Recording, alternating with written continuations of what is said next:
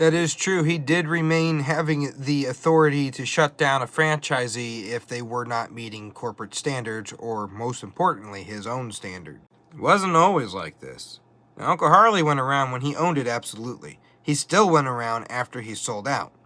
But it wasn't until they moved the headquarters to Nashville, Tennessee, Uncle Harley threatened to go on Johnny Carson if they didn't move it back and tell them how bad the food had become. After this, I believe Massey resigned from Kentucky Fried Chicken after having so many successful other restaurants under his name that he could operate, and Brown promoted Uncle Harley to being on the board of directors for Food and Quality Control. In doing so, Uncle Harley then had the right to go to every location that he wanted to test and try out their quality. And if they weren't meeting standards, he had the authority to make them meet standards or shut them down.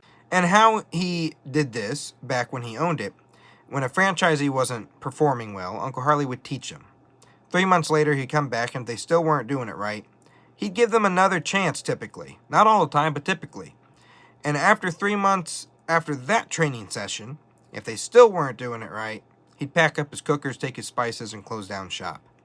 And back then, there were no contracts. It was all on a handshake, and he could do that without any legal repercussion because they weren't bound by contract. They were bound by handshakes and their word. Uncle Harley would instruct Lee to dump the hot oil out of the pressure fryers if he was too fed up with the franchise and pack them up in the back of the truck.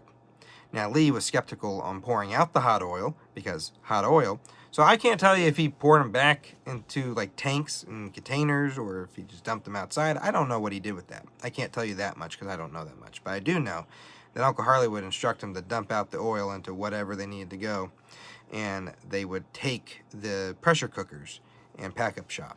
And that was in the early days when Lee was president of Kentucky Fried Chicken and just starting out with franchising Kentucky Fried Chicken across the country. Uncle Harley was not playing around.